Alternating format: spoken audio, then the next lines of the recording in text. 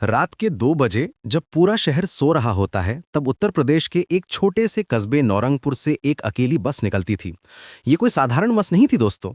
Root 19 की ये आखिरी बस थी और इसका ड्राइवर था रमेश। 15 साल का अनुभव था उसे इस काम में। 15 साल तक रोज रात उसने यही रास्ता तय किया था। हर मोड़, हर पेड़, हर गड्ढे को वो अपनी आंखें बंद करके भी पहचान सकता था। लेकिन उस रात जो हुआ वो रमेश की जिंदगी का सबसे डरावना अनुभव बनने वाला था। नौरंगपुर एक ऐसा कस्बा था जहां दिन में तो जिंदगी की रफ्तार धीमी चलती थी, लेकिन रात होते ही सब कुछ एकदम शांत हो जाता था। गलियों में सिर्फ कुत्तों की आवाज सुनाई देती थी और कभी कभार कोई रिक्शा गुजरता था। दुकानें रात 8 बजे तक बंद हो जाती, सड़कों पर स्ट्रीट लाइट्स कम थीं और लोग घरों के अंदर दुबक जाते थे। लेकिन रूट 19 का रास्ता तो और भी सुनसान था। ये रास्ता कस्बे को बाहरी इलाकों से जोड़ता था, जहां छोटे छोटे गांव बसे हुए थे। पूरे 20 किलोमीटर के इस रास्ते पर बस 5-6 बस स्टॉप्स थे और हर स्टॉप के बीच में घने जंगल और खेत फैले हुए थे। रमेश हमेशा की तरह अपनी बस लेकर निकला था। वो एक मेहनती आदमी था, अपने काम को लेकर बहुत ईमानदार। उसकी बस हमेशा साफ सुथरी रहती थी, सीटों पर कवर्स लगे रहते थे और वो यात्रियों से अच्छे से पेश आता था। उसका मानना था कि चाहे रात का समय हो या दिन का, यात्रियों की सुविधा सबसे पहले आती है। रात के वक्त इस रूट पर बहुत कम लोग सफर करते थे। ज्यादातर वो लोग होते थे जिन्हें किसी इमरजेंसी में कहीं जाना होता था या फिर कोई रात की शिफ्ट में काम करने वाले। कभी कभी कोई स्टूडेंट भी मिल जाता था जो लेट नाइट तक पढ़ाई करके घर वापस जा रहा होता था। उस रात भी बस में केवल 3 लोग थे। एक बुजुर्ग आदमी था जो अपने बेटे से मिलने जा रहा था। उसके हाथ में एक छोटा सा बैग था जिसमें शायद कुछ खाने का सामान रखा हुआ था। एक औरत थी, जैसे अपनी बीमार सांस को देखने जाना था। वो बार बार अपना मोबाइल फोन चेक कर रही थी और परेशान लग रही थी। और एक युवा लड़का था जो शायद कहीं काम से लौट रहा था। उसकी आंखों में नींद साफ दिख रही थी। सब कुछ सामान्य लग रहा था, बिल्कुल हर रोज की तरह। रमेश अपनी बस चलाते हुए कभी कभार रेडियो सुनता था, कभी यात्रियों से हल्की फुल्की बात करता था। रेडियो पर कोई पुराना गाना बज रहा था और हवा में हल्की ठंडक थी। लेकिन जब घड़ी में 2:16 बजे तो कुछ अजीब हुआ। अचानक बस रुकी और एक लड़की चढ़ी। सफेद साड़ी में लिपटी हुई, लंबे काले बाल जो उसकी कमर तक आते थे। उसका चेहरा बिल्कुल सफेद था, जैसे उस पर कोई पाउडर लगाया हो। लेकिन सबसे अजीब बात यह थी कि उसके पैर जमीन को छू ही नहीं रहे थे, जैसे वो हवा में तैर रही हो। उसकी चाल में एक अजीब सी रिदम थी, बिल्कुल मैकेनिकल, जैसे कोई पपेट हो। रमेश ने शुरू में इस बात पर ध्यान नहीं दिया।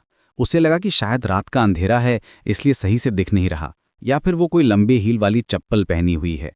उसने सोचा कि शायद कोई कॉलेज गर्ल है जो पार्टी से लौट रही है। लेकिन जैसे ही वो लड़की बस में बैठी, अचानक से पूरी बस में ठंडक महसूस हुई। ऐसी ठंडक जो हड्डियों तक पहुंच जाए। एक अजीब सी खामोशी छा गई, जैसे किसी ने आवाज का बटन ही बंद कर दिया हो। रेडियो की आवाज भी अचानक से बंद हो गई, इंजन की आवाज भी धीमी हो गई। बाकी यात्री भी बेचैन हो गए थे। बुजुर्ग आदमी ने अपनी शॉल कस कर लपेट ली, उसके हाथ कांप रहे थे। औरत ने अपना दुपट्टा सिर पर खींच लिया और वो अपने मोबाइल फोन को जोर से पकड़े हुए थी। लड़का बेचैनी से इधर उधर देखने लगा। उसकी नींद अचानक से गायब हो गई थी। लड़की ने कुछ नहीं कहा, कोई टिकट नहीं मांगा, बस चुपचाप पीछे की सीट पर जाकर बैठ गई। उसकी चाल में एक अजीब सी लय थी, जैसे वो जमीन पर चल नहीं रही बल्कि फिसल रही हो। रमेश ने बैक मिरर में देखा तो उसका दिल जोर से धड़कने लगा। लड़की की आंखें बिल्कुल खाली थीं, जैसे उनमें कोई जान ही ना हो, कोई चमक नहीं, कोई भावना नहीं। उसका चेहरा बिल्कुल सफेद था और वो हिल भी नहीं रही थी, बिल्कुल एक मूर्ति की तरह बैठी थी। उसकी सांस भी नहीं आ रही थी, चेस्ट भी अप डाउन नहीं हो रहा था। रमेश ने सोचा कि शायद वो बहुत बीमार है या फिर नशे में है, या हो सकता है कि कोई मानसिक समस्या हो। लेकिन फिर भी कुछ अजीब तो था। बस आगे बढ़ती रही, लेकिन माहौल बिल्कुल बदल गया था। हवा में एक अजीब सी गंध आ रही थी, जैसे कुछ सड़ रहा हो। एक मिठास भरी लेकिन घिनौनी गंध जो नाक में जाकर चिपक जाती थी। रमेश ने खिड़की खोली, लेकिन गंध और तेज हो गई। बाकी यात्री भी परेशान हो रहे थे, लेकिन कोई कुछ कहने की हिम्मत नहीं कर रहा था। सबके चेहरे पीले पड़ गए थे और हर कोई अनकंफर्टेबल फील कर रहा था। अगले दिन जब रमेश ने गांव के लोगों से इस बारे में बात की तो सबके चेहरे पीले पड़ गए। चाय की दुकान पर बैठे लोगों ने एक दूसरे की तरफ डरी हुई नजरों से देखा। वहां का माहौल अचानक से गंभीर हो गया। एक बुजुर्ग ने कहा, अरे भाई, तुमने जो बताया है वो तो 5 साल पहले मरी हुई लड़की लगती है। उसकी मौत इसी रोड पर हुई थी, रात 2:17 बजे। उसकी आवाज में डर साफ दिख रहा था। बुजुर्ग ने आगे बताया कि उस लड़की का नाम सुमित्रा था। वो अपनी शादी से पहले की रात घर से भागी थी, क्योंकि उसके माता पिता ने उसकी मर्जी के खिलाफ उसकी शादी तय कर दी थी। वो सिर्फ 18 साल की थी, कॉलेज में पढ़ती थी और उसका एक बॉयफ्रेंड था जिससे वो प्यार करती थी। लेकिन घर वालों ने किसी और से उसकी शादी फिक्स कर दी थी। वो अपने प्रेमी के साथ भागना चाहती थी, लेकिन रास्ते में कुछ गलत हो गया। उस रात बहुत तेज बारिश हो रही थी। सड़क फिसलन भरी थी और विजिबिलिटी बिल्कुल जीरो थी। आंधी भी चल रही थी और बिजली भी कड़क रही थी। रमेश का खून सूख गया जब उसे एहसास हुआ कि 5 साल पहले उसी वक्त वो भी इसी रूट पर ड्राइविंग कर रहा था। उस रात की याद उसके दिमाग में धुंधली सी थी। उसे याद आया कि उस रात कुछ अजीब हुआ था। बारिश के कारण सड़क पर पानी भरा हुआ था और अचानक से उसे लगा था कि कुछ बस के सामने आया था। एक वाइट फिगर जो अचानक से हेडलाइट्स में दिखा और फिर गायब हो गया। लेकिन जब उसने ब्रेक लगाकर बस रोकी थी तो कुछ नहीं मिला था। उसने सोचा था कि शायद कोई जानवर रहा होगा या फिर कोई प्लास्टिक बैग हवा में उड़ रहा था। अगली रात रमेश डरा हुआ था, लेकिन उसे अपना काम करना था। घर में पत्नी और 2 बच्चे थे और इस नौकरी के अलावा कोई और आमदनी का साधन नहीं था। उसकी सैलरी भी ज़्यादा नहीं थी, लेकिन घर चलाने के लिए काफ़ी थी। उसने सोचा कि शायद कल वाली बात सिर्फ उसका वहम था। इस बार बस में 6 लोग थे। एक फैमिली थी जो किसी वेडिंग में जा रही थी। सबके कपड़े फैंसी थे और वो खुश लग रहे थे। 2 कॉलेज के लड़के थे जो शायद कहीं पार्टी से लौट रहे थे। उनमें से एक गिटार भी लेकर आया था और एक मिडिल एज आदमी था जो बहुत परेशान लग रहा था, बार बार अपना फ़ोन चेक कर रहा था। सब कुछ ठीक चल रहा था जब तक कि फिर से 2:16 नहीं बजे। वही सफ़ेद साड़ी, वही खाली आंखें, वही हवा में तैरने वाली चाल। लेकिन इस बार कुछ और भी अजीब हुआ। जैसे ही लड़की बैठी, बस में से एक यात्री गायब हो गया। उन 2 कॉलेज के लड़कों में से एक बिल्कुल हवा में मिल गया। 1 सेकंड में वहां था, अगले सेकंड में गायब। बाकी लोग घबरा गए। अरे यार, राहुल कहाँ गया? दूसरा लड़का चिल्लाया। उसकी आवाज़ में पैनिक साफ दिख रहा था। सब लोगों ने इधर उधर देखा, लेकिन कहीं कोई नज़र नहीं आया। फैमिली वाले लोग डर गए, बच्चे रोने लगे।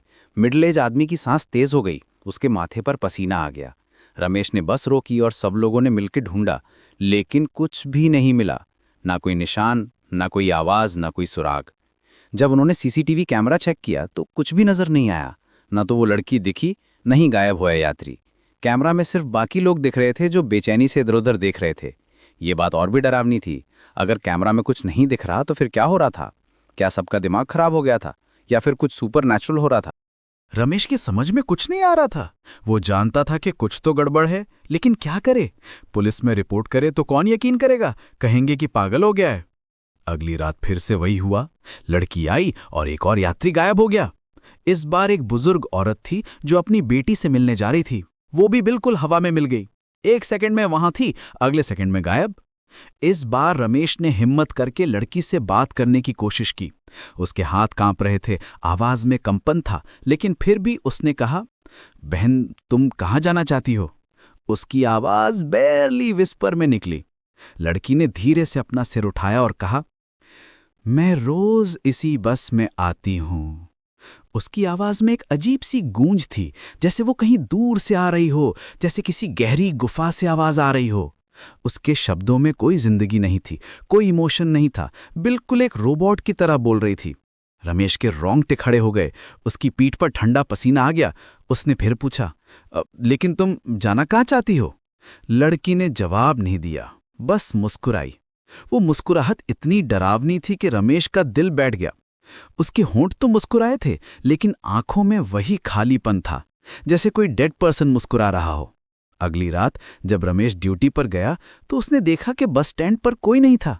सिर्फ एक आदमी खड़ा था जो बहुत परेशान लग रहा था। उसके कपड़े फटे हुए थे, चेहरे पर चिंता की लकीरें थी, उसकी आंखों में आंसू थे और वो बार बार अपना फोन देख रहा था।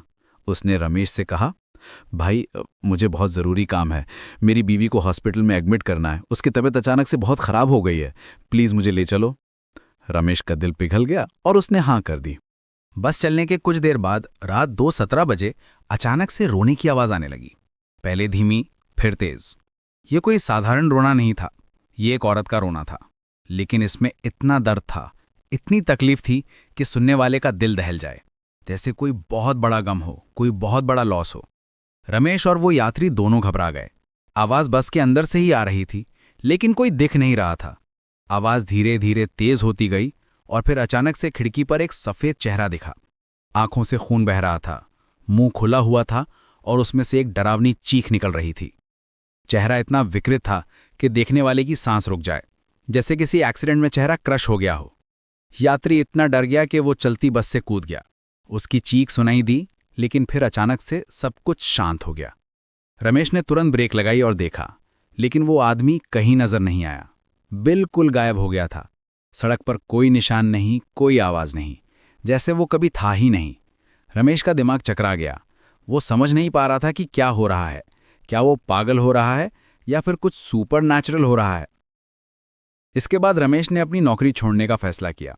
उसने अपने मालिक को सब कुछ बताया। शुरू में तो उन्होंने यकीन नहीं किया, कहा कि शायद स्ट्रेस की वजह से हेलुसिनेशन हो रहा है। उन्होंने रमेश को डॉक्टर के पास भेजा, मेडिकल चेकअप कराया, लेकिन सब कुछ नॉर्मल था।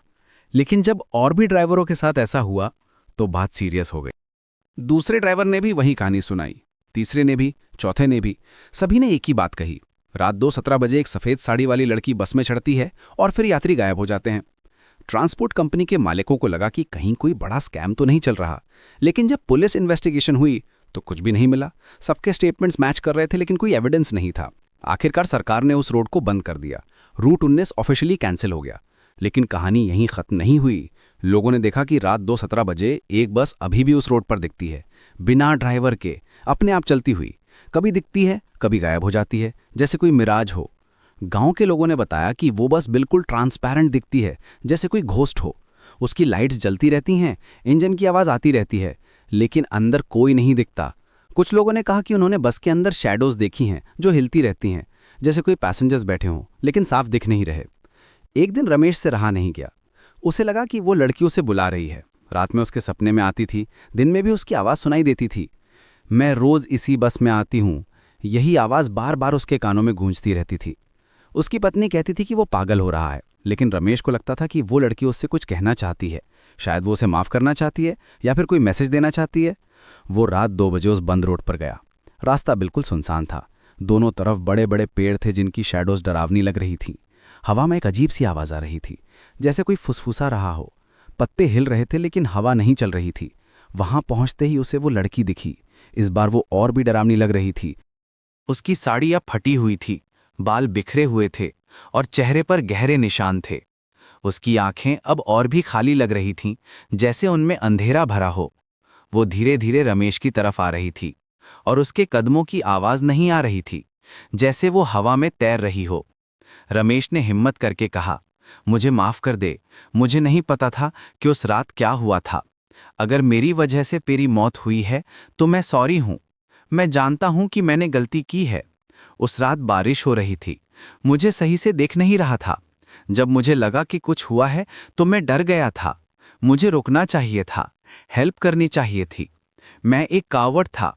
उसकी आवाज़ में जेन्युइन रिग्रेट था। लड़की धीरे धीरे रमेश के पास आई। उसका चेहरा अब जला हुआ दिख रहा था। आंखें लाल थीं और मुंह से काला खून बह रहा था। उसके चेहरे पर गुस्सा था, नफरत थी, बदले की भावना थी। उसने कहा, माफ़ी नहीं, 5 साल से मैं तेरा इंतज़ार कर रही हूँ। अब तू भी यहीं रहेगा, हमेशा के लिए। उसकी आवाज़ में एक डरावनी फाइनलिटी थी। रमेश चीखा, लेकिन उसकी आवाज़ कहीं गुम हो गई, जैसे किसी ने उसके गले को दबा दिया हो। उसे लगा कि कोई ठंडे हाथ उसे पकड़ रहे हैं, खींच रहे हैं। अचानक से वो भी गायब हो गया, बिल्कुल हवा में मिल गया, जैसे वो कभी था ही नहीं। अब भी, आज तक, रात 2:17 बजे रूट 19 पर एक बस दिखती है। उसमें रमेश बैठा होता है, लेकिन उसकी आंखें कभी नहीं झपकती। वो एक रोबोट की तरह स्टीयरिंग पकड़े रहता है। उसका चेहरा बिल्कुल ब्लैंक होता है। पीछे की सीट पर वो सफ़ेद साड़ी वाली लड़की बैठी होती है। दोनों हमेशा के लिए उस सड़क पर कैद हो गए हैं, एक इटर्नल पनिशमेंट में फंस गए हैं। गांव के लोग कहते हैं कि अगर कोई रात 2:17 बजे उस रोड पर जाए तो वो बस दिख जाती है, लेकिन जो भी उसमें चढ़ता है वो वापस नहीं आता। इसीलिए अब कोई भी उस रास्ते से नहीं गुजरता। सरकार ने उस रोड पर बैरिकेड्स लगा दिए हैं, वार्निंग बोर्ड्स लगा दिए हैं। कुछ लोगों का कहना है कि रमेश ने उस रात 5 साल पहले गलती से उस लड़की को टक्कर मार दी थी। बारिश की वजह से विजिबिलिटी 0 थी, सड़क फिसलन भरी थी। लड़की शायद अपने प्रेमी से मिलने के लिए भाग रही थी। डर के मारे रमेश भाग गया था और किसी को नहीं बताया। लड़की की आत्मा को चैन नहीं मिला और वो बदला लेने के लिए वापस आई। आज भी अगर आप उत्तर प्रदेश के नौरंगपुर इलाके में जाएं तो लोग आपको रूट 19 की कहानी सुनाएंगे। चाय की दुकानों पर, बस स्टैंड पर, गांव के चौराहों पर हर जगह यही कहानी सुनाई देगी। वो कहेंगे कि रात में कभी भी उस रास्ते से ना जाना, क्योंकि वहां अभी भी रमेश अपनी बस चलाता है और वो सफ़ेद साड़ी वाली लड़की नए यात्रियों का इंतज़ार करती है। कहते हैं कि जो भी उस बस में चढ़ता है वो हमेशा के लिए उसी दुनिया का हिस्सा बन जाता है। ना तो वो वापस आ सकता है, ना ही मर सकता है, बस वहीं फंसा रह जाता है उस श्रापित बस में। उसकी आत्मा भी वहीं कैद हो जाती है और वो भी उन भूतों की फौज का हिस्सा बन जाता है। ये कहानी सिर्फ एक कहानी नहीं है, ये एक चेतावनी है, एक याद दिलाना है कि कुछ गलतियों की सज़ा जिंदगी भर भुगतनी पड़ती है, और कभी-कभी मौत के बाद भी। रमेश ने एक पल की गलती की थी, 1 सेकंड का गलत फैसला लिया था, और उसकी सज़ा आज तक भुगत रहा है। रूट 19 का श्राप आज भी जारी है। रमेश आज भी उस बस को चलाता है। उसकी आंखें कभी नहीं झपकती। वो ना सो सकता है, ना आराम कर सकता है, ना अपने परिवार से मिल सकता है। बस रोज रात 2:17 बजे वो बस चलाता रहता है, और वो लड़की आज भी पीछे बैठी रहती है, नए शिकार का इंतजार करते हुए। तो अगली बार जब आप कहीं रात में सफर करें तो याद रखिएगा, कुछ बसें सिर्फ एक तरफ का टिकट देती हैं और रूट 19 की बस उनमें से एक है। अगर आप कभी रात 2:17 बजे कोई अजीब बस देखें तो उसमें कभी मत चढ़िएगा, क्योंकि हो सकता है वो आपकी आखिरी जर्नी हो। इस डरावनी कहानी का अंत यहीं होता है, लेकिन रूट 19 का श्राप कभी खत्म नहीं होता। आज भी जब रात के 2:17 बजते हैं तो वो बस दिखती है। रमेश अपनी जगह पर बैठा होता है, स्टीयरिंग व्हील पकड़े हुए, आंखें सामने सड़क पर टिकी हुई, और वो लड़की पीछे बैठी होती है, अपनी खाली आंखों से नए यात्रियों को ढूंढती हुई। दोनों हमेशा के लिए उस सड़क के कैदी बन गए हैं। ये कहानी हमें सिखाती है कि हर गलती का नतीजा होता है, और कभी-कभी वो नतीजा इतना भयानक होता है कि वो जिंदगी भर पीछा नहीं छोड़ता। रमेश ने एक गलती की थी और उसकी सजा आज तक भुगत रहा है। वो चाह कर भी इस श्राप से नहीं निकल सकता। रूट 19 की ये कहानी सिर्फ एक डरावनी कहानी नहीं है, ये एक सबक है, एक चेतावनी है, और एक याद दिलाना है कि कुछ चीजें कभी माफ नहीं होती। कुछ गलतियों की सजा जनरेशंस तक चलती रहती है, और कभी-कभी मौत भी इंसान को इस सजा